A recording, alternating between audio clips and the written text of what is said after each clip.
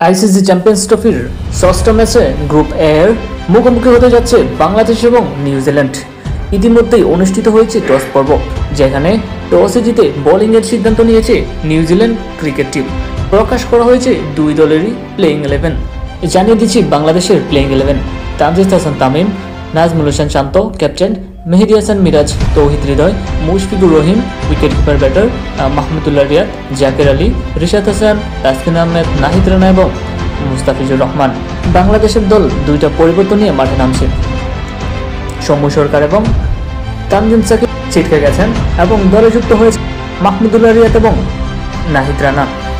জানিয়ে দিচ্ছি নিউজিল্যান্ডের playing 11: William Devon Conway, Kane Williamson, রেজেন্ড Ravindra, Tom Latham wicket keeper batter, Glenn Phillips, Mitchell Santner captain, Matt Henry, Kyle Jamieson, William O'Rourke এবং Mitchell Bracewell. So ম্যাচের পরবর্তী update পেতে অবশ্যই চ্যানেলটি সাবস্ক্রাইব করে রাখুন।